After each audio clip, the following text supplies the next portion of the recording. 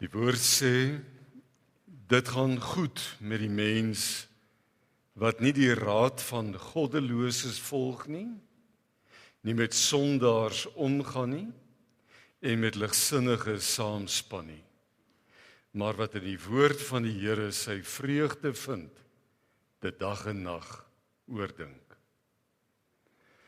Geliefdes, genade vir julle en vrede van God ons Vader, van Jesus Christus ons Heer en van die Heilige Gees.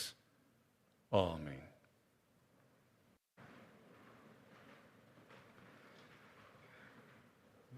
Gemeente, voordat ons die woord van die Here saam lees, kom ons raak stil in gebed by die Here.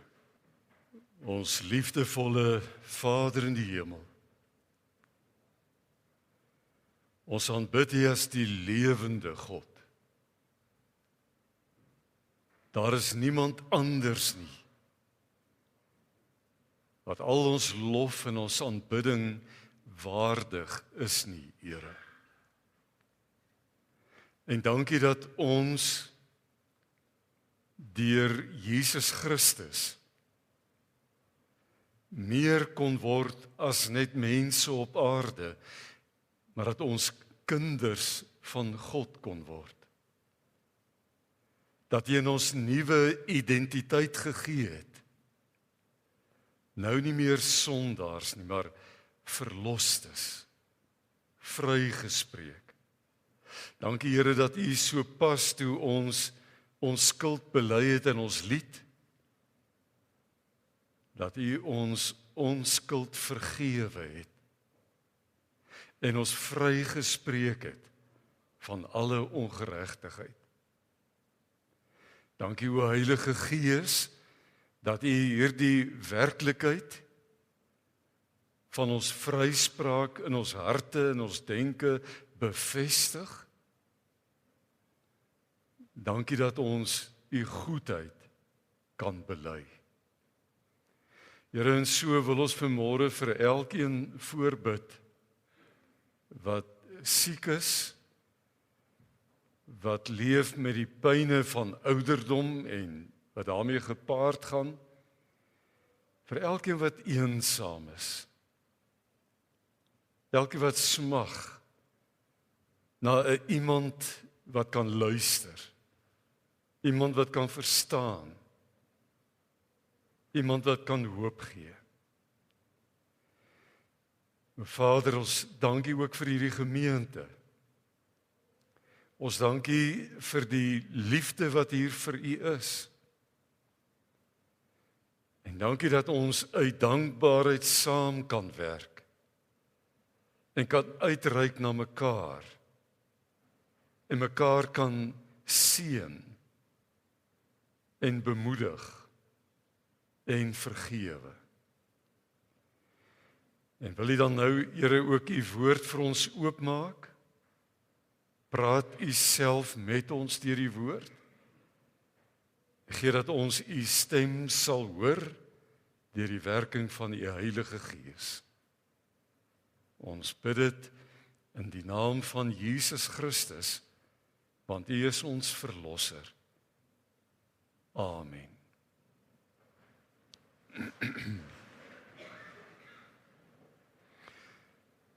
Gemeente, die skriflesing, gedeelte waaruit die Here met ons as gemeente vanmôre praat, is uit 2 Korintiërs 4 van vers 16 tot hoofstuk 5 vers 10. Ek gee maar my bladsy nommer 236, maar ek weet nou nie, dit kan nou verskil by ander, 2 Korintiërs 4.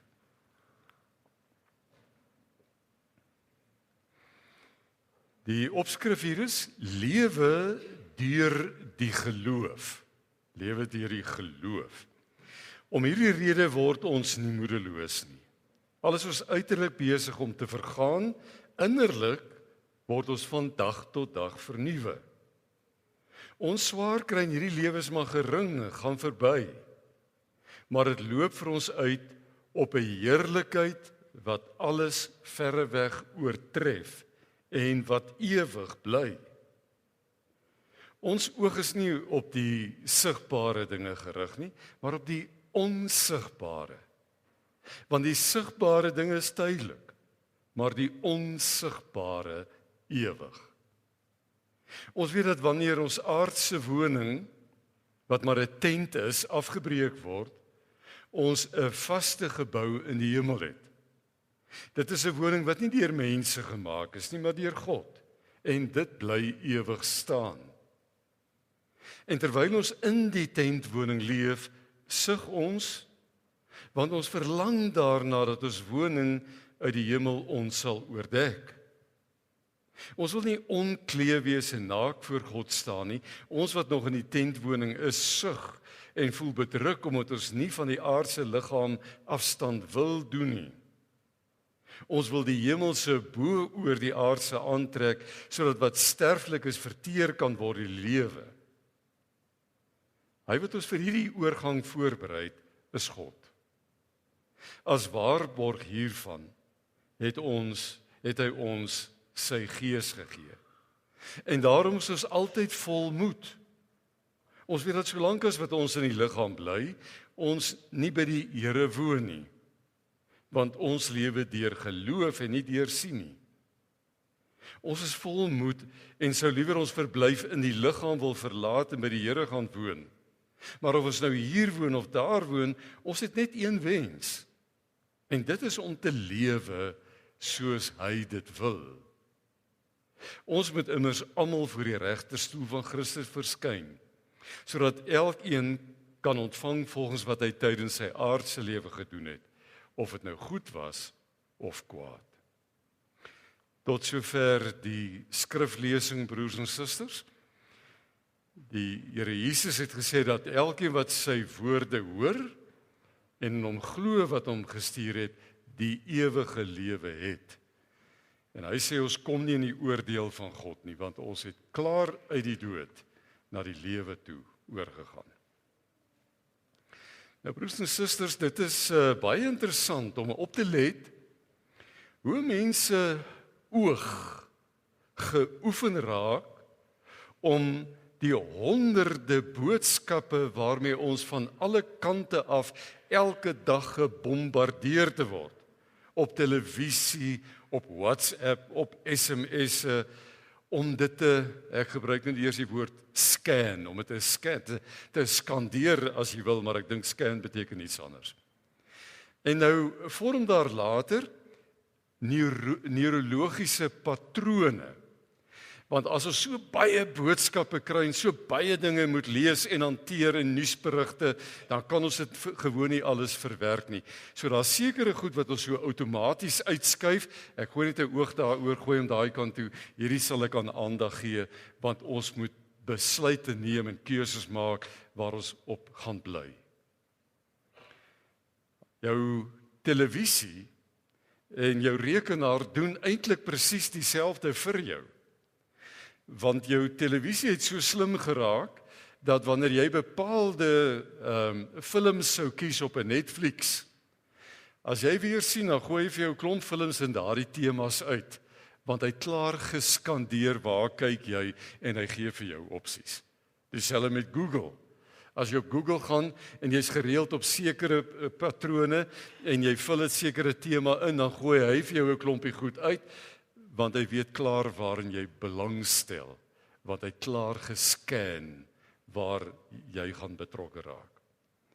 En so ontwikkel jy baie vinnig vaste patrone of bepaalde maniere hoe ons na die lewe kyk.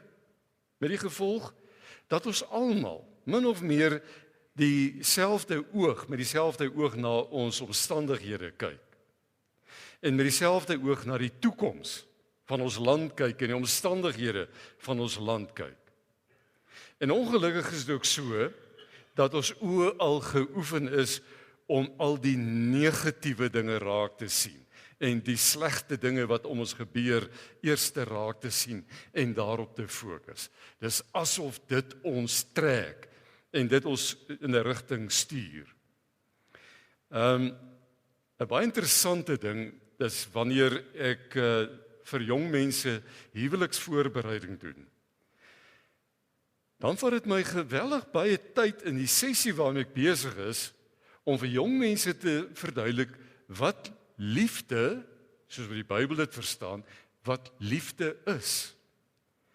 Die rede daarvoor is, ons is nou al so mislei en ons oë is al so in 'n valse rigting ingestuur om liefde te verstaan, dat ons nie meer liefde kan onderskei nie. In Openbaring 12 is daar 'n visioen waar die draak gereed staan. Daar's 'n vrou wat 'n kind in die wêreld gaan bring, die draak staan gereed om die kind te verslind. Die vrou is die kerk, die kind is Jesus Christus. Dan lees ons dat God die kind na die hemel toe opruk en nou span die draak homself in om die vrou te vernietig. God beskerm die vrou, hy stuur hom na die woestyn toe. Woestyn is nie 'n lekker plek nie, maar vir Christene is die wêreld ook nie 'n maklike plek nie. So die draak, anders as wat ons drake in ons kinderverhale leer ken, blaas nie vuur nie, maar water. Die sand van die woestyn suig die water op en so bly die vrou, die kerk, beskerm. Dan is die draak moedeloos en hy gaan staan op die rand van die see op die strand en dan kom die dier uit die see na vore, die anti-kris. En na die hoofstuk verder kom die dier uit die aarde na vore, die valse profeet. Want die duiwel het nie eie inisiatief nie, hy naaap God en alles. So het Luther die duiwel al genoem die aap van God. En hy organiseer homself ook in 'n drie-eenheid, 'n onheilige drie-eenheid. In Satan, anti-kris en valse profeet. Maar dan lees ons dat die valse profeet vir die anti-kris 'n beeld bou en die wêreld staan verstom. En dan begin die beeld praat en die hele wêreld aanbid die beeld. En dis 'n ding wat my lank besig gehou het. Hoe in ons tyd, want ons moet nie dink die anti-kris is 'n ouetjie wat hier net aan die einde kom nie. Trouwens in die brief van 1 Johannes, die eerste brief van Johannes, daar lees ons al hoe Johannes skryf van die valse profete in sy tyd, in die vroeë kerk. En dan sê hy die wat hulle wegdraai van Christus af is die anti-kris. So die anti-kris het verskillende forme hoe hy in die tye waarin ons is na vore kom. En so het ek gewonder oor die beeld. En tot op 'n dag verstaan ek toe waaroor die beeld gaan. Want die beeld is toe gebou en die beeld het toe begine praat en die wêreld het die beeld begine aanbid en hy's op skerms. Op ons selfone, ons televisies, ons rekenaars. Van die boodskap van die skerms, die duiwel naaap God en alles. Die boodskap van God in die woord is liefde. En die boodskap van die skerms is ook liefde. Maar die duiwel trek altyd God se woord net bietjie skeef en ons mense val daarvoor. Want die liefde waarvan die beeld praat, is die liefde vir die self. Alles gaan oor my. Kyk maar na ons tyd waarin ons leef. Die ego en hoe egosentries ons is. Dit gaan oor my rykdom en ek is net eenmal mens en ek is geregtig op geluk. Soos hierdie huwelik my nie pas nie, nou kies ek 'n ander een want dit gaan oor my. Dis die valse beeld. Ons jong mense kan dit nie beheer nie en nie keer nie, maar hulle word geïndoktrineer van kleins af met hierdie valse beeld van liefde. Daarom verstaan jong mense nie meer nie. Want hoeveel keer op 'n dag het ons nog die woord van God mee besig en hoeveel keer op 'n dag met die valse liefde besig. En daarom is dit belangrik as ons vanmôre praat oor die ding van hoe ons lewe geskandeer word, hoe ons goeders raak sien en ander goeders miskyk. Want as ons dit meer persoonlik vanmôre maak, dan sit jy dalk vasgevang in 'n situasie in jou lewe waar jy eenvoudig nie weet hoe om daar uit te kom nie. Jy weet nie eenvoudig nie meer hoe om na jou probleem te kyk nie. En dit kan nou enigiets wees. Dit kan iets wees soos 'n siekte toestand en die angstigheid wat 'n mens daar rondom het. Dit kan iets wees soos eensaamheid. As 'n mens 'n huweliksmaat verloor het en jy's alleen, is die eensaamheid verskriklik. Maar die tragiese is hoeveel mense eensaam binne in huwelike is.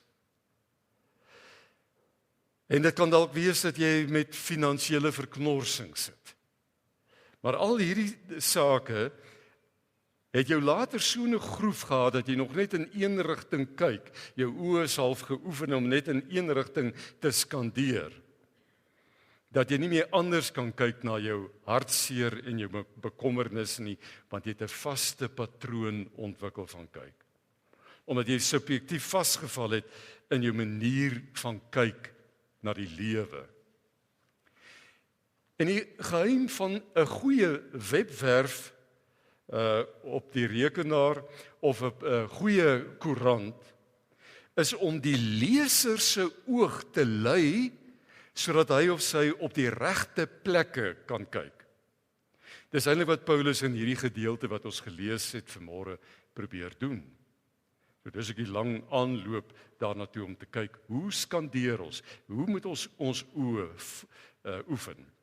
Paulus is besig om in 2 Korintiërs te vertel hoe moeilik dit is om in hierdie lewe 'n kind van God te wees.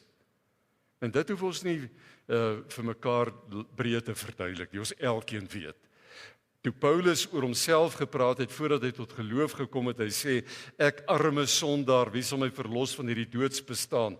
Dan sê hy, die goeie wat ek wil, die doen ek nie, en die kwaad wat ek nie wil nie, die is my altyd voor oë. As ek weer sien, dan is ek hier en nie meer hier nie, né? Dit is hoe dit werk. Ek wil nie eintlik nie, maar dit is waarin dit my beweeg. En dan vertel Paulus van al die swaar kry en die hartseer en vervolging en verdrukking wat hy gehad het. In 2 Korintiërs 4 vers 7 tot 15 kan julle 'n bietjie dit gaan lees, want daar beskryf in detail hoe hy geslaan is tot 39 houe met sambokke, want jy mag nie meer as dit geslaan het volgens die Romeinse reg nie. En hoe hy in die tronk gegooi is en alles natuurlik onbillik en onregverdig. En dan is dit vir ons moeilik, vir Paulus moeilik om 'n positiewe uitkyk op die lewe te behou. Want hy bedoel heeltyd goed, maar elke keer kry hy teenslae en nuwe ellende op sy lewe. En dan kom Paulus met hierdie geloofswaarheid in vers 18 om die sin en die betekenis in die lewe raak te sien, sê hy moet ons oë oefen. Ons oë oefen om op die regte plekke te kyk. Nou hy het nie eers televisie gehad nie, maar jou oog reg te kyk. 2 Korintiërs 4 vers 18 sê, ons oog is nie op die sigbare dinge gerig nie. Hy sê eintlik dit behoort nie, né? Ons oë behoort nie op die sigbare dinge gerig te wees nie, maar op die onsigbare. Want die sigbare dinge is tydelik, maar die onsigbare ewig. So die sleutel tot 'n oog wat lig en lewe sien is in die eerste plek om te besef dat dit wat ek het, en dis waarop ons gefokus is, dit wat ek het, en hier waar ek bly, en dit wat ek kan sien, en dit waarvoor ek werk, en dit wat ek bymekaar maak, dit waarvoor ek my hier in hierdie lewe elke dag afsloof, is nie al wat ek het nie. En is ook nie al wat ek is nie. Die lewe bestaan nie net uit wat ons kan sien nie. Die lewe is baie wyer groter. En broers en susters, hoor mooi. Hierdie lewe is nie al wat jy het nie. Niks hier hou vir ewig nie. Alles in hierdie lewe het 'n vervaldatum. En Paulus gebruik sommer nou sy eie liggaam as 'n voorbeeld daarvan om die hier en die nou aan te dui dat dit maar net 'n klein deeltjie van lewe is. As jy nou maar vat ons sê maar 70, 80 jaar oud, dan is dit maar 'n druppeltjie in die emmer van die ewigheid. Hierdie is nie al wat ons het nie. Dis maar 'n druppel in die emmer. So die aardse bestaan en die aardse liggame, sê Paulus, is soos 'n tent. Niemand bly nou tog permanent in 'n tent nie, broers en susters. Tente is goed waarin jy vir kort rukkies gaan kamp, of jy hou vakansie in 'n tent, en as die tent nou in die son en wind en weer langs staan, dan verblyk hy en dan skeur hy dit na 'n tyd, sien hoe verblyk hierdie tent nou al. En soos die tyd in ons elkeen aanstap, word ons tentwoning stelselmatig afgebreek. Ja, ons word ouer, ons kragte raak minder, ons gedagtes swakker en ons bene en ons rug krommer. Ons oë word dowwer en ons asem minder. Ons ervaar elkeen 'n vorm van agteruitgang in ons liggame. Maak nie saak of jy 30 of 80 jaar oud is nie. Want tente is tydelik. Dit is nie al woning wat ons het nie, genadiglik nie. Wanneer ons asempies hier uitblaas en die tentpenne uitgetrek word, is dit net die einde van 'n tentverblyf. Net die einde van 'n tentvakansie. Om in te trek in ons permanente wonings wat Jesus reeds vir ons gereed gemaak het. Dan begin die eintlike lewe. Dit is trouwens die boodskap wat ons ook in die sakramente van die kerk, nie net in die tekste van die Bybel vind nie, maar ook in die sakramente. So byvoorbeeld, die doop herinner ons aan die feit dat Jesus vir ons 'n nuwe uitkyk op die lewe bewerkstellig het, 'n nuwe manier om na die lewe te kyk. Want dit wat Jesus gedoen het, broers en susters, sy opstanding uit die dood, is 'n bevestiging van die feit dat ek en jy bloot tentbewoners is. Want die opstanding uit hierdie tente van ons uit, na die ewige werklikheid waar ons lewe eintlik vir ons voorlê, dit is die werklikheid. Ons het 'n permanente woonadres. So wanneer ons hier getuies is, by die sakramente, getuies is van die tekens van water of brood en wyn, soos in die nagmaal, dan kan jy die water voel. Dis water. Jy kan wyn proe, jy kan aan brood raak. Maar soos wat ons in die uitnodiging van die nagmaal ook hoor, moet ons nie bly vaskyk teen die uiterlike tekens van brood en wyn nie. Ons moet nie vaskyk teen die tekens nie van water nie. God het altyd met tekens gewerk, want die tekens is herinneringe. Ons moet weiers sien as water wat verdamp. Vir my is die wonderlike van die doop, elkeen van die sakramente se tekens. Dit is vir my 'n moment wanneer ewigheid God wat tekens gee, ewigheid en tydelikheid in daardie oomblik van wyn en brood, of daardie oomblik van water by die doop, verbind ewigheid en tydelikheid. God in die teken wat tydelik is in ons lewe. En daarom, broers en susters, geloof verander die manier hoe ons kyk. Hoe ons kyk na ons werklikheid. Geloof behoort die manier te verander hoe ons die lewe scan. Geloof verander ons manier van kyk na dit wat rondom ons gebeur. Al die gemors wat om ons gebeur, as ons vanuit 'n geloofshoek kyk na hierdie wêreld wat so stukken is, dan sien ons die wêreld totaal anders as wanneer ek net in die stukkenheid vaskyk en vasgevang is daarin. Vanuit die geloof kan ek 'n lewende God sien wat by sy belofte woord hou. Daar sal 'n einde aan al hierdie dinge kom en dan sal die ewige heerlikheid deurbreek. Ons moet anders kyk en anders dink as mense sonder geloof.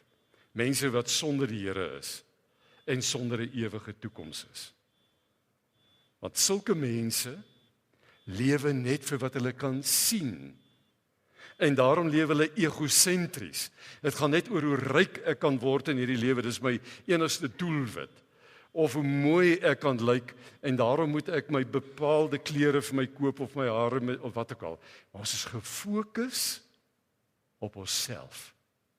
Wanneer ons nie deur geloof kyk nie. En dis die goed wat ons tyd in beslag neem, ons lewe in beslag neem en dit gaan verby. Dit hou op. En dat ek geen tyd, geen aandag benut aan wat ewig bly nie. Ons mis die doel hoekom ons op aarde is. En hierdie egosentriese lewe, weet dalk hoor julle dit ook deesdae al hoe meer. Ek hou eintlik nie eers van die woord as mense dit so algemeen gebruik nie, narcissisme. Dis nou 'n mens wie se hele lewe om hom of haarself draai, net hulle eie belange is belangrik en die res van die mense om hulle vertrap hulle en vernietig hulle, nê? En nou besef ek wat is wat ons wêreld is. Ons wêreld het weggedraai van 'n wêreld wat met geloof kyk en daarom met liefde kyk en dankbaarheid kyk en mense ondersteun. Die wêreld het weggedraai daarvan na 'n wêreld wat net na myself kyk. Ek en my eie belange. En daarom sal narcissisme sekerlik baie meer in ons tyd teenwoordig wees. Nou kom lyk die wêreld dan vir ons broers en susters ook baie keer dikwels dieselfde as mense sonder 'n geloofsoog. Jy sien, ons raak vasgevang in hierdie tydelike tentwêreld. Ons kry tunnelvisie. Ons koop die leuen dat dit wat ons hier het en hier bymekaar kan maak en hier kan bereik, al is waaroor die lewe gaan. Ons meet ons geluk en ons sukses aan goed wat ons kan sien. Wat lyk vir my gemeente of 'n gelowige oog anders na die lewe behoort te kyk. Ons moenie vaskyk teen die tyd en ruimte waarbinne ons woon nie. Maar dit is ons werklikheid. Maar dit moet nie alwees wat ons sien nie. Ek het 'n keer moontlik dit al verduidelik, ek weet nie, maar wanneer ons in tyd en ruimte leef, moet ons weet, aan die ander kant ons tyd en ruimte, is daar ook ander dimensies. Ek gebruik maar altyd die voorbeeld van 'n televisie. As ek die beeld op 'n televisie wil sien, dan het ek 'n instrument nodig om aan te skakel en hy wys. Maar hier waar ons sit, het ons nie 'n televisie aan nie, so ons weet nie wat is die beelde nie. Maar die beelde van al die kanale op televisie is hier, om ons. Ons moet 'n instrument kry om op te vang, as sien ons dit, maar dit is hier. Dit is net in 'n ander dimensie. God is alomteenwoordig in 'n ander dimensie. Daarom verlaat God ons nooit ooit nie. Of jy hier is en of jy in Japan is of jy in Suid-Amerika is, God is by jou. Want hy is anders as in tyd en ruimte vasgevang soos ons. En daarom moet ons ook bewus leef van hierdie dimensies. En weet dat hierdie wêreld waarin ons leef, het twee groot kragte wat werk. Die koninkryk van God aan die een kant en die koninkryk van die wêreld of die bose aan die ander kant. Dis die werklikheid wat ons nie met blote oog sien nie, maar waarin ons herinner word en elke keer ons fokus weer gedraai word en gestuur word sodat ons kan sien wat ons behoort te sien. En ons moet onsself en mekaar en ons kinders veral gereeld aan hierdie geloofswerklikheid herinner. In ons huisgesinne is dit so belangrik. Weet jy, ek weet nie of daar nog iets soos huisgodsdiens by julle bestaan nie. Ek hoop tog dit sal werklik bestaan. Ons gee maar deesdae maar net sulke WhatsAppies deur en sê vir die kinders lees nou maar ensovoorts. Die Jode het hierdie belangrike ding, iemand het 'n bietjie navorsing gedoen daarop, dat hulle sit om die tafel wanneer hulle eet. Hulle maak 'n ritueel van eet. Hulle steek selfs kersse op. En dan sit almal, oupa, ouma, ma, pa, kinders tot die kleintjies. En om die tafel vertel hulle vir mekaar hulle verhale, hulle stories. En uit hulle verhale kom daar hoop. En daar kom identiteit. En hierdie kinders weet wie is ons. Hulle weet waar kom hulle vandaan. Hulle verstaan waar hulle oupas en oupa grootjies vandaan kom. Daarom is die Jode die ouens wat die meeste pryse wêreldwyd wen vir enige terrein van wetenskap of wiskunde of kuns of wat ook al. Kleinste volk in die wêreld met die meeste pryse. Maar hulle verstaan iets daarvan om oë gefokus te hou. En daarom, broers en susters, moet ons hierdie waarhede in ons gesinne, in ons werkskringe, in ons geloofsgemeenskappe te bly rig op die werklikheid van God by ons. Dit is nie net die tydelike sigbare goed wat ons aan die gang behoort te hou en te motiveer om elke dag op te staan en aan te gaan nie, maar verder en dieper as dit. Verder en dieper as die nuus wat ons hoor oor die radio en die koerantopskrifte wat ons lees, verder en dieper as die hartseer en bekommernisse oor siektes, oor die dinge wat alles verby sal gaan, lê daar ewige waardes wat nie sal verbygaan nie. Ewige werklikheid, ewige troos wat net deur geloofsoë gesien kan word. En daarom het God ons altyd begenadig deur in ons lewenspad as eers die volk van Israel en toe in die kerk, het hy ook vir ons tekens gegee om ons elke keer terug te bring en te sê, as jy hierdie tekens sien, sien daar binne iets veel groter. Sien God, sien die ewigheid. God se liefde vir my, sy teenwoordigheid in my lewe, sy ewige beskerming oor my en my kinders, die troos van sy gees en die alomteenwoordige wat regeer oor my lewe en die alomteenwoordige wat regeer oor ons land, al lyk dit nie so nie. Die hemelse prys wat vir ons elkeen wag, dit is die fokus wat ons moet hê. Dit is die dinge wat ons moet raak sien en wat ons lewe koers moet laat hou. In die week kuier ek met iemand wat ek ontmoet het en soort van mee bevriend geraak het, maar hy noem homself 'n agnostikus. Nou, as iemand nou nie so ver wil gaan om te sê ek is 'n ateïs nie, dan sê hy agnostikus, hy sê net ek glo niks nie. En ek en hy praat oor die sin van leef. En hy sê hy raak so kwaad as hy sien hoe mense hulle tyd en hulle energie prysgee vir ander mense en nie hulle self tot hulle reg laat kom nie. En ek sê vir hom, jy sien ek die hele wêreld binne in jou argument. Alles gaan om jou rykdom, jou prestasies. Nie tyd gee vir ander nie. Nie tyd hê vir liefde, die ware liefde wat onselfsugtig dien nie. Wanneer ons die bril van geloof opsit, sal ons die onsigbare dinge sien. Dan kyk ek met 'n ander perspektief. En wanneer ons die onsigbare sien, dan verander ons prioriteite oor wat is eerste belangrik.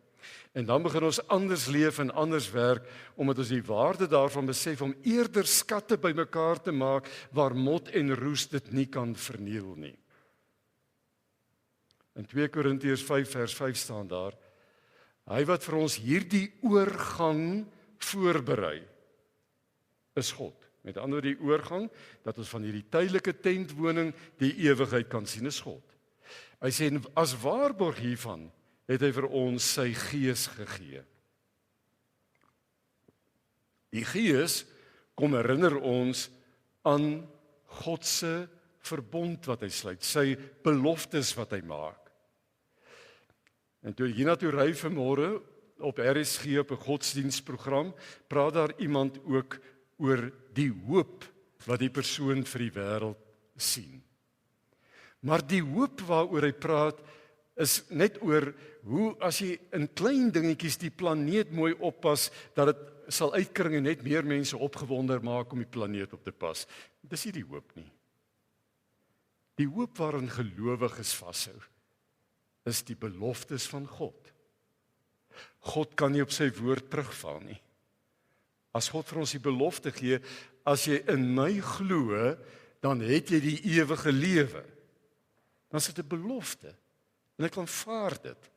En ek aanvaar die lewe wat hy gee, wat ewig is. En die Heilige Gees oortuig my gereeld hiervan. Die Heilige Gees hou ons in stand. Want ekskuus ook. As jy iets duursaam koop, dan gee jy gewoonlik 'n deposito. En 'n deposito is eintlik om te sê, ja, ek gaan hierdie ding koop, ek wil hom definitief hê, ek gaan dit kom haal, dit behoort eintlik aan my, niemand anders kan dit vat of koop nie, want ek is die eienaar daarvan, ek het 'n deposito gegee. Nou sê 2 Korintiërs 5 vers 5, die Heilige Gees is die deposito. Toe jy begin snap het in jou lewe, dat die drie-enige God vir jou as sy kind aangeneem het, en toe jy met 'n geloofsoog na hom begin kyk het, en na die wêreld om jy begin kyk het, het hy vir jou sy Gees gegee as 'n deposito, as 'n waarborg, as 'n belofte, dat jy reeds aan God behoort, en dat niks jou kan uitruk uit die liefde van God nie. En toe die Here alreeds kom sê, jy behoort nou aan my vir ewig. Nie eers as jy doodgaan nie. Jy behoort nou reeds aan die nuwe huishouding wat ek vir jou voorberei het. Al is jy nog in die tent. Met die Gees as deposito die Here kom sê, in hierdie lewe sal niemand jou kan vat nie, en niks of niemand sal jou van my kan wegruk nie. En die Heilige Gees is God se waarborg dat daar meer is as wat ons in die lewe kan sien. So broers en susters, kom ons sit vanmôre geloofsbril weer op. Kom ons probeer vanmôre minder hierdie werklikheid sien, of as ons na hierdie werklikheid kyk, om te onderskei. Ek sê nie dit is boos nie. Die jare toe ek nou jonk was en my kinders klein was, was daar The Bold and the Beautiful. Ek weet nie of dit nog ooit bestaan nie. Maar alle sepies was toe waagstukke. En dat mense net gesê, o nee, hulle kinders word nie blootgestel daaraan nie. Dus ek nee, ek kyk dit saam met my kinders. Want daar kan ek vir my kinders wys. As hierdie man met hierdie vrou getroud is en hy raak nou verlief op die vrou by sy werkomgewing, dan sê ek vir my kinders, sien julle wat hier gebeur? Dit mag nie gebeur nie. Hierdie oom is in hierdie huwelik en nou kyk hy vir die tannie wat daar by die werk is. Ek sê dit gaan baie ellende veroorsaak. En gelukkig werk die sepies ook so. Dan kom die ellende. Dan kan ek vir hulle sê, kan julle nou sien? So gebruik hierdie werklikhede as lesse. Maar moenie net stom sit wanneer jy die goed sien en jou kinders dink dis die werklikheid. En dit verander hulle idees oor die werklikheid nie. Stel die werklikheid reg. Toe my kinders nou tieners is, en ons sien iets soortgelyk, en ek trek my asem op, dan sê hulle, ja pa, ons weet nou al. Ek sê, ja, kontroleer net of julle nog weet. Want ons moet bly onderskei. Oefen jou oog, om die onsigbare te sien. En as ons verby die opskrifte ry, wat die lamppale, en wat ons herinner aan die wreedhede van hierdie wêreld, dan kan 'n gelowige oog dieper kyk en verder kyk en weet dat tente hier afgebreek word. Maar dat niemand ons kan beroof van ons hemelse adres nie. 1 Petrus 1 vers 3 tot 5 sê, Hy het ons die nuwe lewe geskenk. Hy praat in verlede tyd, deur die opstanding van Jesus, het hy vir ons die nuwe lewe geskenk. Hy sê, en nou het ons, dis ons eiendom, nou het ons 'n lewende hoop op die onverganklike, onbesmette en onverwelklike erfenis wat in die hemel vir julle in bewaring gehou word. Wat is 'n erfenis? Sou my pa grond gehad het en hy sou die grond op my naam gesit het, en dan kan my ander broers en susters maar op hulle koppe staan, maar hulle kan nie die grond kry nie, want in die testament is my naam daar agter. Dis klaar myne, al kan ek dit nie gaan verkoop of iets daarmee doen nie. As my pa te sterwe kom, word my eiendom net sigbaar my eiendom. Ons ewige erfenis is klaar ons eiendom. Ons net hierdie tentwoning verlaat, in die ewige woning in, dan word dit ons werklikheid, wat klaar ons werklikheid is, maar dan tasbaar. En daarom sê hy, nou het ons 'n lewende hoop op die onverganklike, onbesmette en onverwelklike erfenis wat in die hemel vir julle in bewaring gehou word. So wanneer jy jou geloofsbril opsit, sal jy hoop sien. Hoop is beloftes, Grees beloftes. Dan sal jy hoop hê. Hoop wat alles verreweg oortref en wat vir ewig sal bly. Amen. Ons Hemelvader, baie dankie. U genade en die liefde oor ons is onbeskryflik. Want ons raak so maklik vasgevang in hierdie tydelike werklikheid, Here, wat ons gedagtes, ons denke, ons lewensfilosofie, alles in 'n rigting stuur waar dit net om onsself gaan. En wat ons lewe so leeg maak, so dreineer, so niks laat word. Maar dankie dat U elke keer weer kom deur die woord en deur die Gees. En dat U op sagte maniere deur die woord met ons praat en ons leer en vir ons sê, maak oop jou oë my kind. Die werklikheid is groter. Die werklikheid is by verre meer, want God is werklik. Here, wil U elkeen van ons, of daar nou 'n diepe dankbaarheid en blydskap in ons is, en dat daar groot benoudheid in ons is.